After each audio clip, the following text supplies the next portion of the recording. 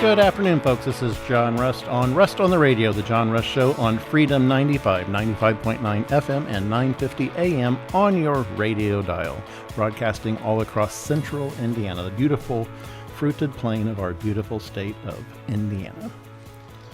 So today's show, folks, we're going to continue talking about Charlie Kirk and a lot of his quotes because they directly relate to news that is popping up lately. Here we go. Charlie Kirk says this: "No other institution in American life has so eroded the purchasing power of the working Americans as the Fed." I agree with that, but you know who causes that?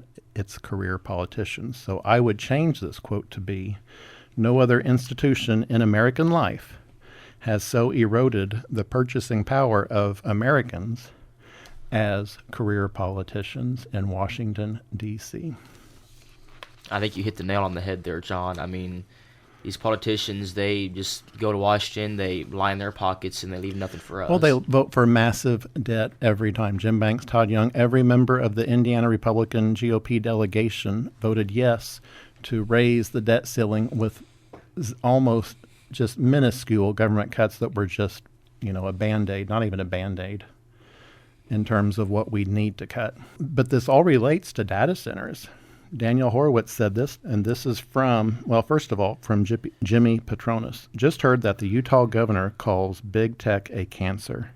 He's 100% right. It's spreading and killing our kids. Big tech knows it, and they're working 24/7 to kill the truth, which in turn is killing our kids." This is Daniel Horowitz's take on this. So then why is Utah and every state giving land, regulatory and tax favors to data centers solely designed to power addictive chatbots so they can build more aside from the water, energy, and farmland concerns? Again, the policy needs to match the rhetoric. I mean, these data centers, they're almost like ticks and leeches. They keep on popping up and just sucking everything away. Well, do you remember the movie War on the Worlds with Tom Cruise? Mm-hmm. Yes. When the aliens came in and they had these white vessels that were growing all over the American landscape, sucking up energy and literally blood. Mm-hmm. That's exactly what these data centers are. Yeah. And I figured out it came to me the other day, folks. That's why career politicians love these data centers. They're two of a kind. They're two pigs in a poke. Oh, yeah. Politicians are exactly the same. They leech onto our state like Indiana, pretend to be conservative, and all they are doing is pushing their own power, their own careers, over your expense. What do we get? We get the tab. We have to pay for it. We have to pay for higher electric for all the data centers, and we have to pay for all the massive government spending because these politicians, they're spending like drunken sailors. Absolutely. And it's not their credit card, it's ours. Exactly. It's our grandkids. Mm-hmm. It's our grandkids' grandkids. Mm-hmm. They're the ones that are going to be paying for all this debt. So this is from Ben Inskeep. He says, "The shady IEDC is paying $1.275 million to a Massachusetts firm in a no-bid contract to examine economic and incentive structures surrounding data centers. That's a massive amount of money for a study. Again, $1.2 million for a study that I can tell you for free today. We should not be doing that. We should not be importing these data centers. They are a scourge on society. Let other states that want them have them. We don't need them in Indiana." Exactly. Nobody wants them. I guarantee you if you took a poll on Hoosiers of like, do you want these data centers? I guarantee you over probably 90% of people would say, no, I don't want these data centers. How do they help me? Well, look what our electric rates have went up because of these data centers. 9% last year, statewide, 17% this year. Mm-hmm.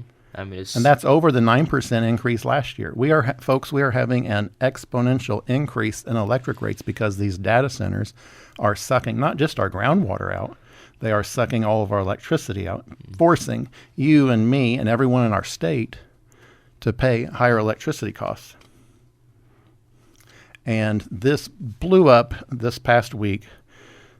Sometimes you just have to listen. Sometimes politicians will say the quiet part out loud. This is from Indy Reporter. And again, this is a massive news story this week. And please follow Indy Reporter on Twitter. It's Indy_Reporter_ on Twitter. Indiana Secretary of Energy and Natural Resources, Susie Jarowski, was speaking at a meeting where she talks about companies should start suing communities if they change the local rules if the developers are late in the process. She wants to build a map of yes counties for energy and industrial development, aka data centers and solar and wind farms.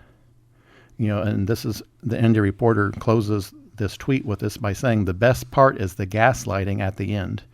Basically, you aren't patriotic if you don't allow data centers or energy development, aka solar panels and windmills, in your community.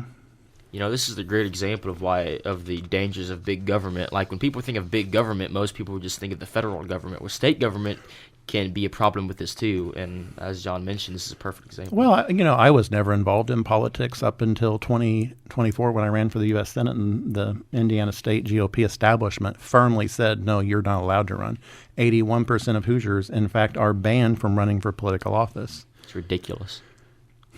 I didn't know any better at the time. I genuinely believed, and I had financially only ever contributed to the Indiana GOP for Indiana GOP candidates all my life. Never $1 to a Democrat, not $1 ever.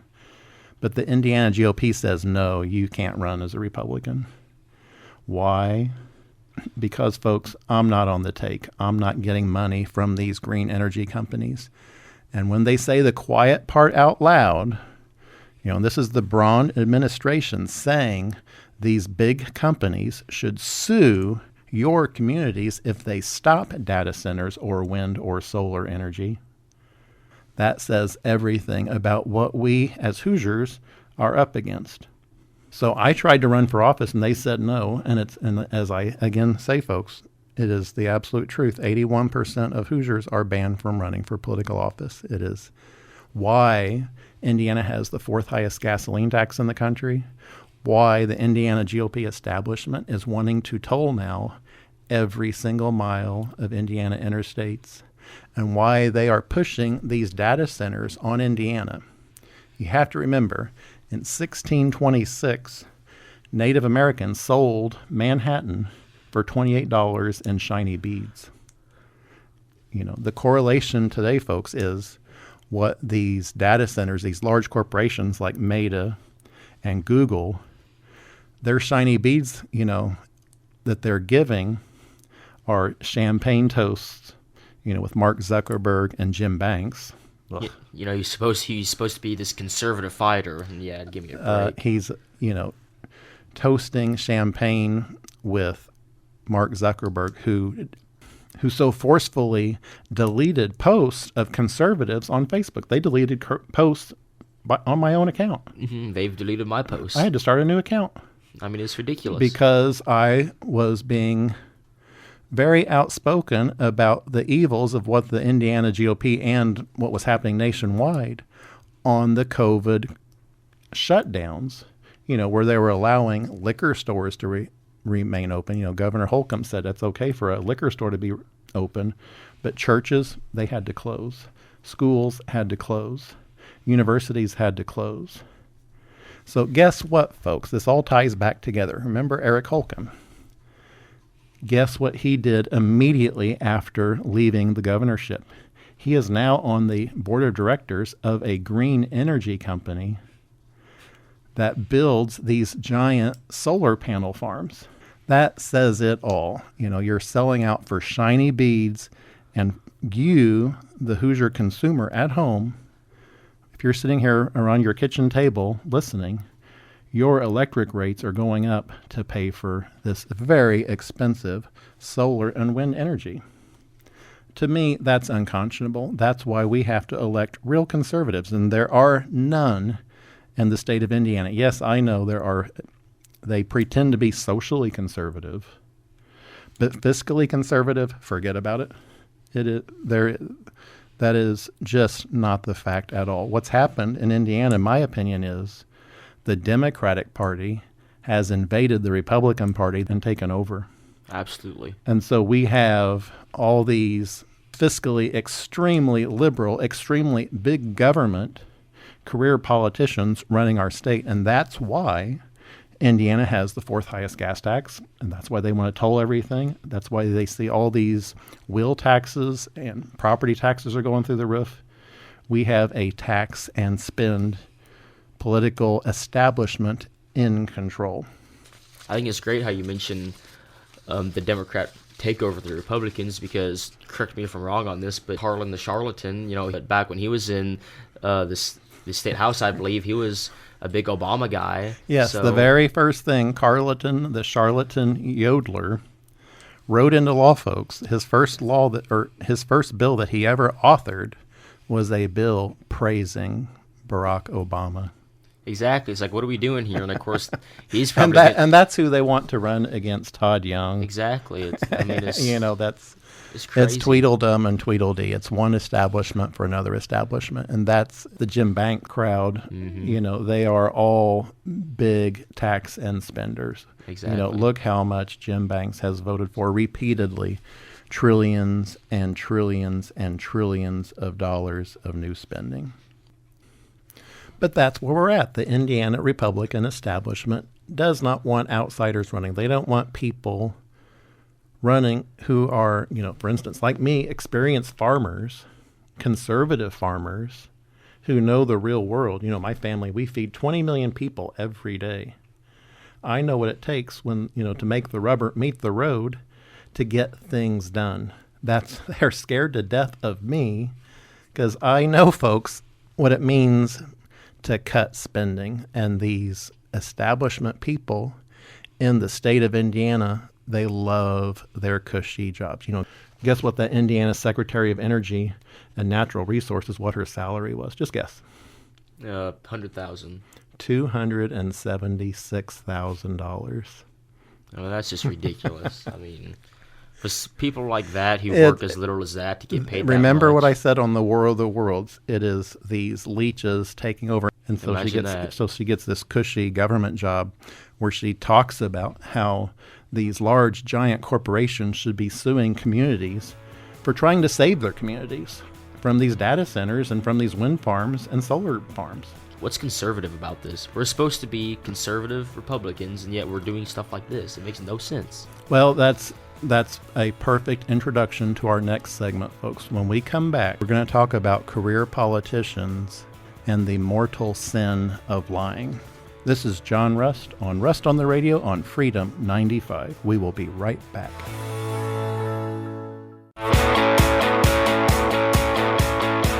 Welcome back, folks. This is John Rust on the Radio on Freedom 95, 950 AM, 95.9 FM on your radio dial, broadcasting all across central Indiana, our beautiful fruited plain. And my gosh, it is beautiful. It is harvest season right now. Folks are picking corn like crazy. My brother's out in the fields right now running combines. I will probably be helping him this afternoon, I hope. That's awesome. It is just time that farmers love when we get to help feed the planet. That's what Hoosier farming is all about. So it's a special time of year right now. Yes, it is. So, folks, before the break, we were talking about career politicians and the mortal sin of lying. I'm going to read to you the 8th commandment. You shall not bear false witness against your neighbor. It was said to the men of old, you shall not swear falsely, but shall perform to the Lord what you have sworn. When is a lie a mortal sin? For a lie to be considered a mortal sin, it must meet the 3 criteria for mortal sin. Number 1, grave matter. The lie must involve something serious, such as the virtue of justice or charity. Keep that in mind, folks. Justice. What we're talking about there is, criminal law, obviously.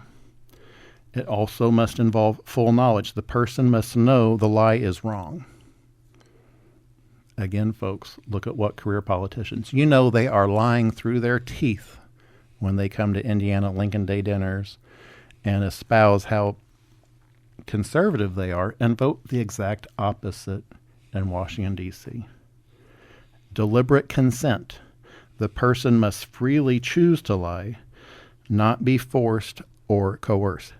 These career politicians, folks, they are eager to lie. They couldn't care less about lying. They will lie for anything. There is nothing they won't lie about. Again, look at Jim Banks. Look at how he claims to be fiscally conservative, but goes to Washington and votes for trillions and trillions and trillions and trillions of dollars of new debt. That absolutely affects you, and that is absolutely why we are having this massive inflation right now. Lying is considered a sin because it violates the eighth commandment and goes against God's nature as truth, though its severity depends on the intention and harm caused, ranging from venial to mortal sin. The Catechism defines a lie as speaking a falsehood to deceive someone. That's a career politician. All they do is deceive. Why lying is a sin. Lying is considered an offense against God, who is truth itself. By lying, one acts contrary to God's nature and his desire for truth. Key Bible verses on this. Exodus chapter 20, verse 16. You shall not bear false witness against your neighbor. Proverbs chapter 12, verse 22. Lying lips are an abomination to the Lord, but those who act faithfully are his delight. Colossians chapter 3, verses 9 through 10. Do not lie to one another, seeing that you have put off the old self with its practices. And Revelations chapter 21, verse 8 states that all liars will have their part in the lake of fire. Mm-hmm. As they should. Eternal hellfire and damnation. Mm-hmm. That's what these career politicians deserve. Absolutely. For what they do. And folks, I know those are harsh words, but after I saw what, not just I was up against, but what 81% of Hoosiers are up against in our state, that's why I'm doing this show. Because someone has to speak the truth and shame the devil. Mm-hmm. These people are political leeches. They are no different than War on the Worlds, that movie with Tom Cruise, where these space aliens were coming in with these tentacles that were sucking up all the energy and blood of our country. And that's exactly what these career politicians are doing, and that's exactly what these data centers are doing. Mm-hmm. Yeah, these politicians, they have no problem coming down here, looking us in the eye, lying through their teeth about what they actually are and what they actually believe in and how they vote. Well, and factors in determining the gravity of a sin is intention. Mm-hmm. Why are they lying? Why are these career politicians coming to Indiana saying one thing, how conservative they are fiscally, and then going to D.C. and voting the exact opposite? It's the purpose behind the lie is crucial. Lies told with malicious intent or for selfish gain are more serious than other types of lies. And that's exactly what, Jim Banks is doing by lying so much. Exactly. And so, folks, the reason that was actually the sermon in church last Sunday. Oh, that's awesome. And so I was thinking, wow, the Lord was speaking. And what does Jim Banks post? Listen to this. My D.C. crimes bill backs what works. President Trump's proven law and order mission that cuts homicides by nearly 60%. Now we need to enforce real consequences for violent criminals. Safety isn't negotiable. What utter hogwash coming from Jim Banks. Folks, remember, Jim Banks voted for the First Step Act, as did Todd Young. What did the First Step Act do? The First Step Act released violent criminals and sex offenders early from prison. And this is from an article in Fox News by Greg Ray. More than 100 violent criminals and sex offenders have been released under the First Step Act, according to data from an administration official provided to Fox News on Monday. The data, first obtained exclusively by Tucker Carlson tonight, contradicted promises from lawmakers that legislation would largely affect only prisoners sentenced for minor drug-related offenses. Of 2,243 inmates released under the First Step Act, and this, folks, was back in 2019. I am sure many, many more have been released since then. Of those 2,243 released, only 960 were incarcerated for drug-related offenses. But you know some of the drugs they were released from early for dealing? Fentanyl. You know, Jim Banks and Todd Young like to come to Indiana and tweet about how they want to crack down on fentanyl dealers, but they voted for the law that lets fentanyl dealers out of prison early. And you know, that's a mortal sin. Exactly. This goes back to what you mentioned with the dishonesty and the intent. They're willfully coming down here and lying through their teeth about it. Conservative I am, tough on crime. And well, you know, this is what tells you everything you need to know about the First Step Act, folks. Senator Cory Booker, Democrat of New Jersey, was praising it profusely. He says it fixed a broken criminal system that has disproportionately harmed communities of color. Again, if you do a crime, you have to do the time. Unfortunately, Jim Banks and Todd Young feel you do not. You should be out of prison early. No. And stuff like this is what ended up causing the slaughter of Irina Zurutska in Charlotte. She was murdered by a guy who had been arrested over 14 times. Exactly, and he kept getting released. If that guy had been incarcerated the first time, like he should have been, and the First Step Act set the stage for that. Exactly. So that state legislatures across the country said, hey, well, if the federal government's going easy on crime, we should too. And that's what happened. And that's what happened in North Carolina, and that's what's happening all across the country. And folks, who's to blame for that? Who is to blame for releasing all these criminals early? It is everyone who voted for that First Step Act. And that's why in that sermon I heard on Sunday, when they were talking about the mortal sin of lying, it clicked why this show had to highlight that, because I knew there was a reason I was hearing that. Mm-hmm. And, you know, to go back to Todd Young for just a second, you know, I respect Todd Young and his Marine Corps service, but in the Marine Corps, you're taught 3 core values: honor, courage, and commitment. What they're doing is one of the most dishonorable things you can do. You cannot release criminals from prison early and claim you're a conservative Republican, and both Jim Banks and Todd Young pretend to be. Exactly, and just coming from Todd Young, that offends me a little bit. Well, this is Jim Banks reposted this from Julie Turkson on Twitter. Nearly 7 years after Tyler Shamash, a 19-year-old from California, died following a fentanyl overdose, a bill that his mother says could have prevented his death is getting renewed focus nearly 3,000 miles away in D.C. Good grief. He has the audacity to retweet that after he voted for the law that has released dealers from prison early. Well, and listen to what the GOP establishment is doing. You know, listen to this, folks. We have a Republican House, Senate, and the presidency, and guess what? President Trump is trying to crack down on crime in D.C., and he's doing a spectacular job of that, and Jim Banks is, trying to garner some of the credit for that by pushing his law, despite the fact, folks, that the Republican Senate and Congress are refusing to authorize President Trump to keep troops on the ground in D.C. to fight this crime. So this is from John Solomon. Breaking. House will not extend Trump's 30-day police takeover. Folks, that says it all right there. We have a Republican Senate. They are refusing to reauthorize Trump's 30-day D.C. takeover. And then Jim Banks has the audacity to promote this bill he's talking about, which won't see the light of day. It won't.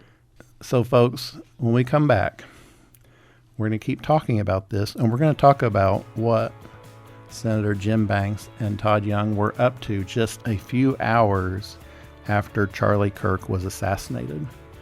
What were they doing? They were protecting criminals again. And in my opinion, that's a mortal sin. You cannot protect criminals. You can't. No. Absolutely So, folks, not. when we come back, we'll get right back into that. Stay tuned. This is John Rust on Rust on the Radio on Freedom 95.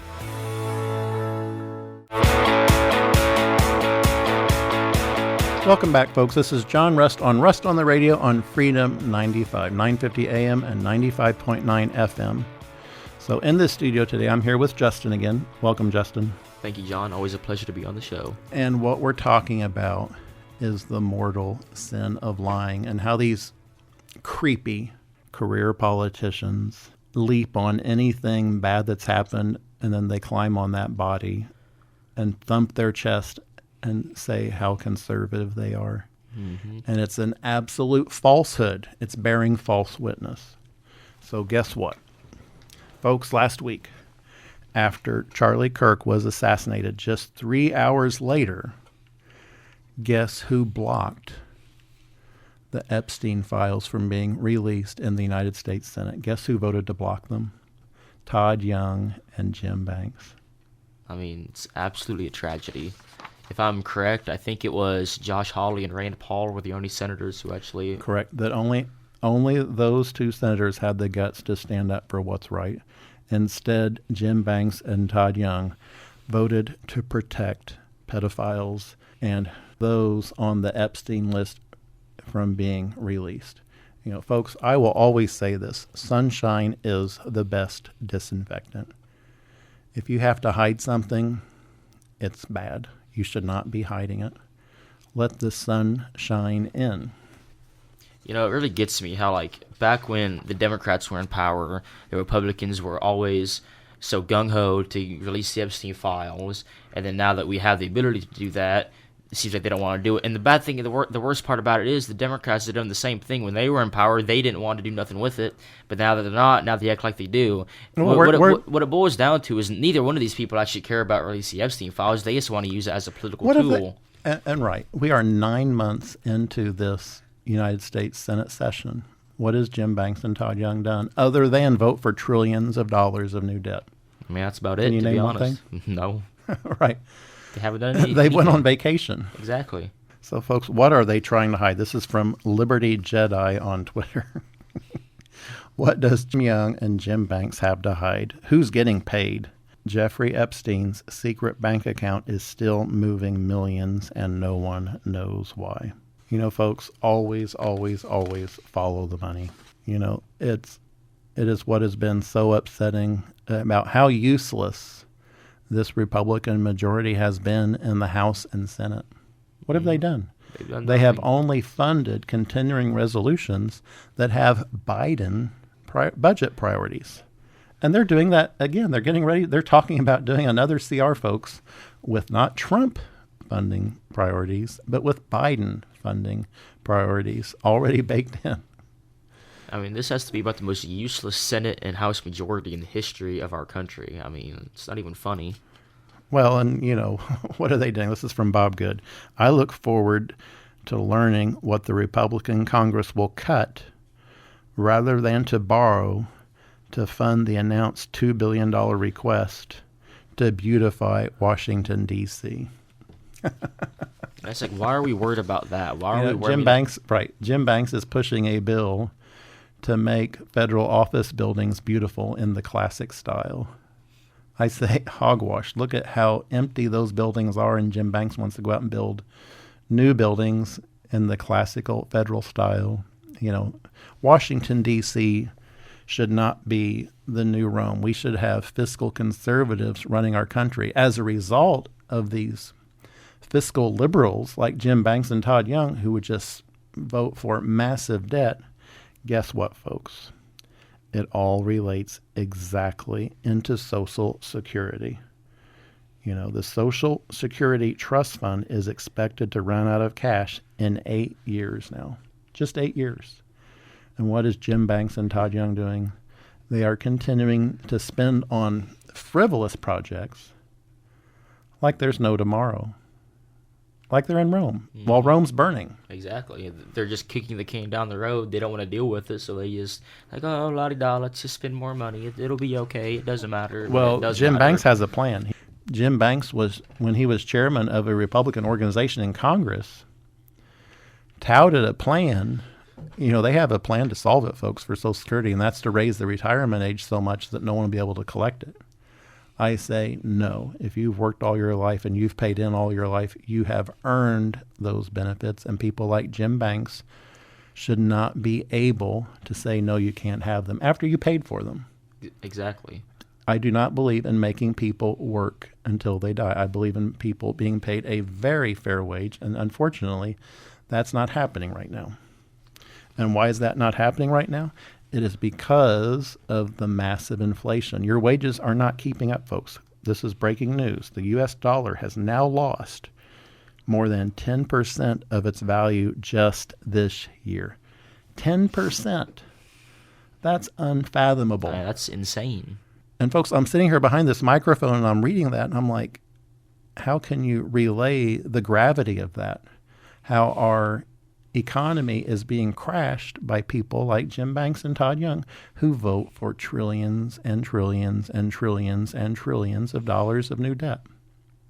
You know, it bears repeating. We need people who are actually conservative in Washington. We need farmers. We need people that actually know what it's like to live in the real world, because the problem is that they get so many kickbacks and donations from these big organizations that they have so much money that they don't even feel these. But we do. The regular Joe, he does, and that's why he... Well, you know what jobs they get after they retire from Congress? They go on boards of these green energy companies. They do the Eric Holcomb. They go on the boards, or they become a Carlin Yoder and become a lobbyist, or they go get a cushy Correct. job on a CNN or something like that as like a. And so as we like have an no analyst. one that literally has their hands in the soil that knows the real world in Washington. All we have are these career politicians. And what's happening, folks, in the state of Indiana, it's identical. You know, look at what's happening in the Broad administration with these folks that could not even win elections and they were allowed on the ballot. They couldn't even win an election. And so look at what happens to Ruth Green, you know, who was in the Braun administration. She resigned and she was making over $275,000 a year. Mm-hmm. And again, she ran for Congress and lost. Mm-hmm. And so she was rewarded with a cushy job in the Braun administration. But now there's an ethics scandal floating over that, which they were trying to shove under the rug, but that's not happening. That's a growing scandal, folks, and we'll be getting into that in future shows. But it just shows you what you as a Hoosier are up against. These are the people that are leading the Indiana GOP establishment, the people that don't want you to be able to run yourself. They want to ask you for money. They want to ask for your vote. But if you decide you want to run yourself, they will slap you so hard in the face and say no. Exactly. Just look what happened to me. Mm-hmm. 81% of Hoosiers, again, are banned from running for political office in our state. And that is why Indiana has such a low voter participation rate, because we get stuck with these sludges like Jim Banks with no opposition allowed to be forced on Indiana. And he doesn't even live in the state of Indiana. He lives in Virginia. Exactly. It's ridiculous. Virginia has 3 U.S. senators today, folks. Indiana has 1. Todd Young, to his credit, lives in the state of Indiana. Mm-hmm. Jim Banks does not. He lives in the state of Virginia. Mm-hmm. And you know, to go back to Todd Young, he also had an opponent back in 2022. That primary, he had an opponent taken off the ballot. He also, and the Democrats do the same thing. Thomas McDermott, Todd Young's Democratic opponent, had 3 or 4 Democratic opponents taken off his ballot. The entire state of Indiana, Democrat or Republican, the party elites just think they can choose not even who we get to vote for, who we are pretty much, they just give us our senators and say, there you go, that's who you got. We have a slate forced on us with no opposition. No choice. This is how you end up with a Secretary of State like Diego Morales, but I'm not going to get into that right now. I could go on like that for days. Well, exactly. And he is the one, folks, who fought tooth and nail with Todd Rokita to make sure 81% of Hoosiers are banned from running for political office. Always remember that.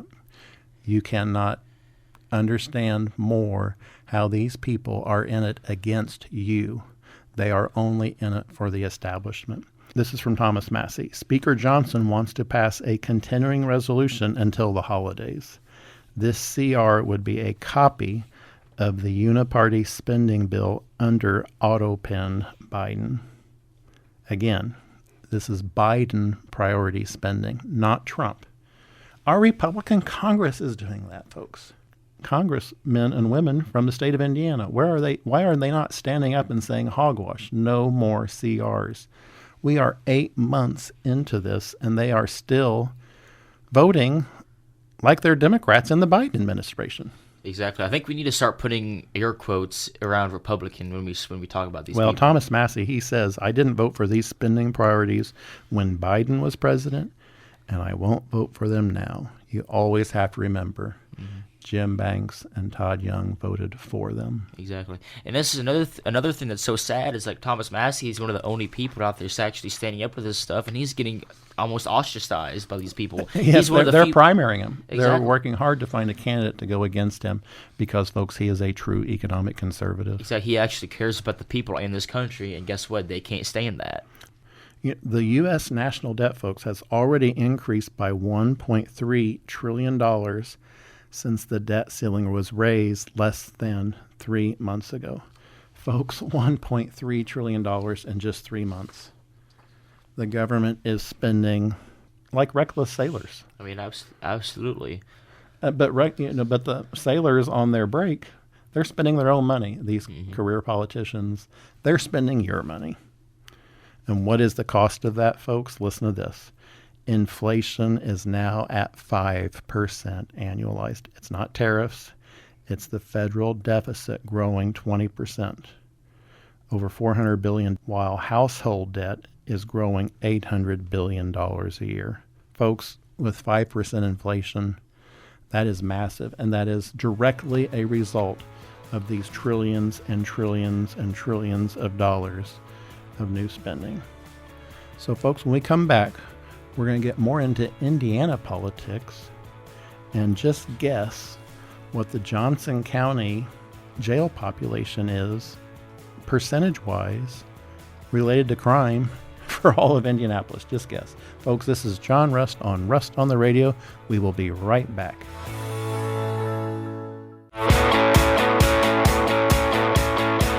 Welcome back, folks. This is John Rust on Freedom 95 on the John Rust Show. Rust on the Radio. 950 AM and 95.9 FM, and on podcast on your home computer, on your iPhone, on your iPad. Just search John Rust on any of those podcast venues, and you'll see all these episodes pop up. So, folks, before the break, we were talking about crime and what's happening here in Johnson County. And this is from Rick Snyder. Sheriff in Johnson County now reporting 41.4% of the jail population is Indianapolis residents committing crimes in their own county. Again, 4 out of every 10 arrestees in Johnson County are coming from Indianapolis. That's from Rick Snyder on Twitter. Indianapolis crime is exploding. Where is Governor Braun and Micah Beckwith in putting a stop to this? Well, it's why, folks, when you run for office, you should not be afraid when actually in office to become effective and to actually govern. That's the problem. We have a lot of people that like tweeting and want to do podcasts and social media, but they don't actually want to govern. But I don't believe in abandoning Indianapolis to the Democrats. Exactly. We have a Republican supermajority.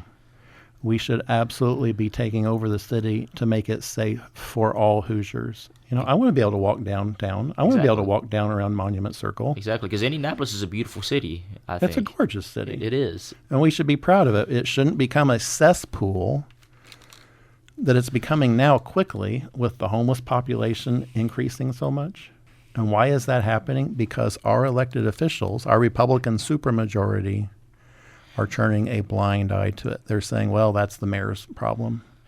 Well, that's what's happening in Washington, D.C., folks. We have people like our Republican Congress who is refusing to allow President Trump to crack down on crime. We need the exact same thing here in Indiana. We need to be cracking down on crime here in the state of Indiana.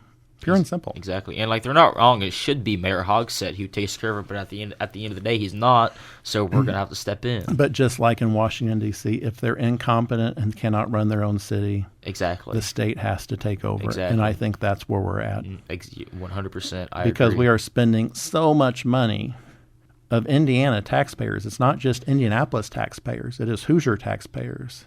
It is folks all the way from Evansville to Fort Wayne paying for the colossal mess that is becoming Indianapolis.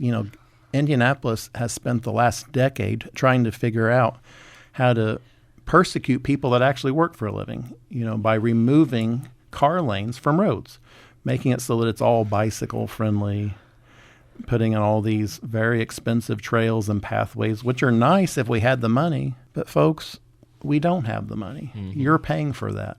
That's why your gasoline tax is so high. Why on earth should we have the fourth highest gasoline tax in the country? Indiana should not be ranking up there with Illinois, Pennsylvania, and California in gasoline tax. That is insanity. Those And states. then taxing gasoline so high and then wanting to bring in the tolls aside from that to add to that. In addition to the wheel taxes, it is insanity. The Indiana, like I said, folks, the Indiana State GOP has been taken over by fiscally liberal, fiscally massive government. Fiscally irresponsible. Well, they are big government, folks. Exactly. If you look at what's happened in counties all across the country, and I saw this, folks, when I was driving around in my campaign bus going to all these beautiful new courthouse annexes in almost every county. A lot of counties don't have them, but some that do, they have a spending problem. And that's happening everywhere. It's happened right in Jackson County. I mean, look at the people right in Jackson County that kept me off the ballot. Look at what's happened in Jackson County, where they're spending $1 million for a Welcome to Seymour sign, which no one even notices because it's so obscure. $1 million. Yeah, that's crazy. And we have a new courthouse annex, and so then the old courthouse sits empty, or it's a museum now, I guess. Yeah, that's insane. But we sure have a appetite for property taxes, though. Exactly. That pays for all that. The problem is we don't know how to live within our means, or they don't. And like you mentioned, I remember in one of your campaign ads when you're running for Senate, you mentioned that you have to know how to live within your means. And a farmer has to do that. A career politician doesn't, because they are always spending other people's money. Exactly. It's always your money, folks. It's not theirs. They want their $276,000 salary on the state dime that you're paying for. Exactly. So folks, this is an interesting quote from Teddy Roosevelt. I agree. To anger a conservative, lie to him. To anger a liberal, tell him the truth. He's exactly right. This is from Charlie Kirk. Hate speech does not exist legally in America. There's ugly speech, there's gross speech, there's evil speech, and all of it is protected by the First Amendment. Keep America free. If we have one government that we like in power today saying, okay, we like that speech, but you can't say that, then the next government that comes in, they'll have a different view. Exactly. And so then whatever we thought was okay to say today will be banned in 4 years. And that's why, folks, in America, we have the freedom of speech, and everyone should be entitled to their opinions. Exactly. We have to go back to Charlie Kirk's words. Let me read that again because it's extremely important. This is from Charlie Kirk. Hate speech does not exist legally in America. Again, hate speech does not exist legally in America. There's ugly speech, there's gross speech, there's evil speech, and all of it is protected by the First Amendment. Keep America free. And we shouldn't have government picking winners and losers in what you can say. We shouldn't have government pick winners and losers in what corporations succeed or don't succeed. Exactly.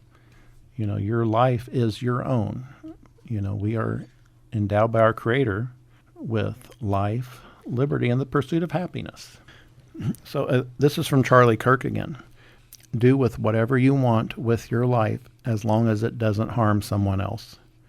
Just don't make me pay for it. That's the key right there, folks. Exactly. Even after Charlie Kirk was shot dead, you won't see streets burning, cars torched, or stores looted. That tells you everything you need to know. Again, from Charlie Kirk, the color of your skin doesn't determine your success in America. It's all about how hard you work, the choices that you make. That's the real privilege.